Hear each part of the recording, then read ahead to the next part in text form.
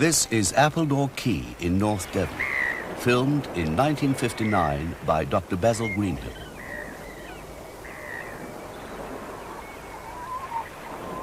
And this is the Kathleen and May, in her last years as a working vessel.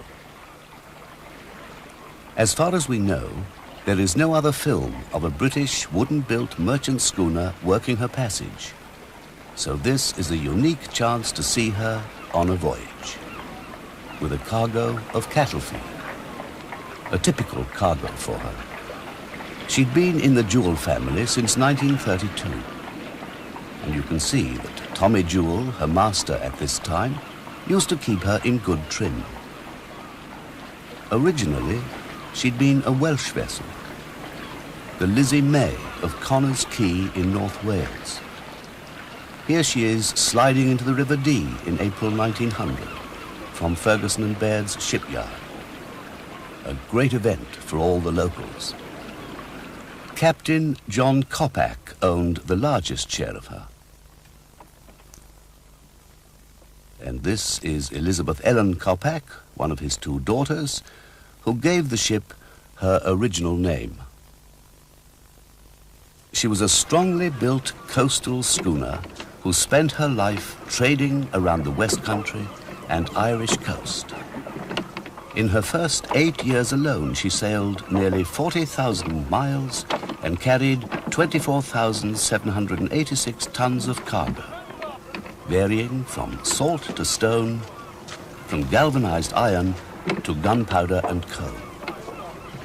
Here she is in her original rig as she would have appeared in her prime. Three-masted, with a full suit of fore and aft sails and yards for square topsails on her foremast.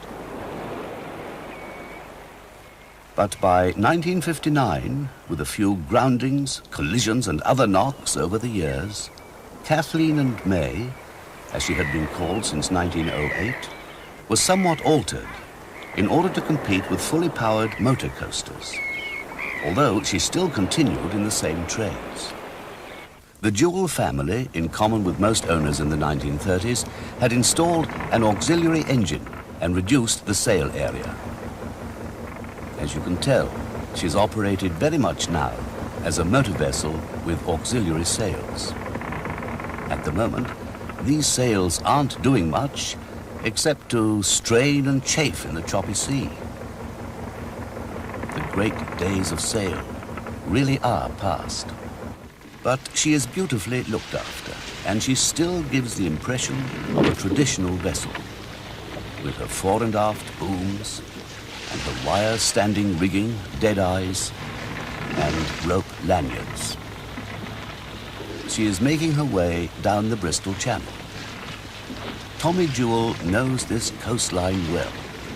There are plenty of hazards, and only an experienced coasting master would dare to take the vessel in so close to shore to get the advantage of the tide. Many a schooner met her end on coastlines such as this.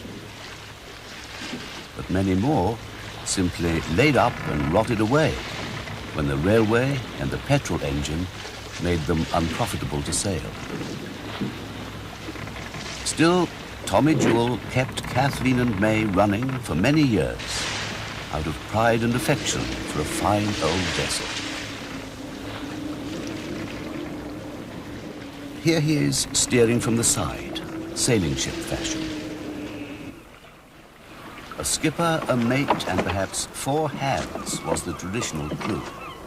And here are some of them getting ready to reach their destination, Milford Haven.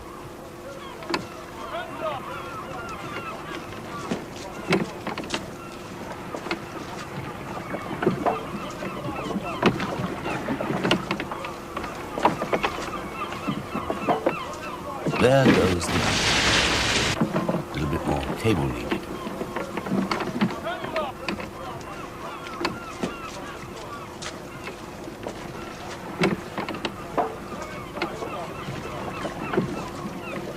And here's the boat.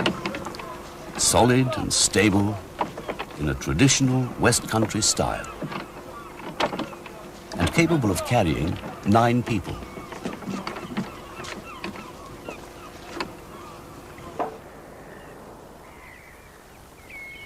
As we head for the shore, we can see Kathleen and May with her pole masts and reduced rig.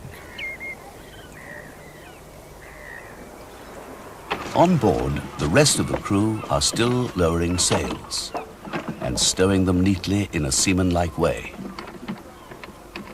An everyday job on an everyday trading vessel. Once upon a time, that is.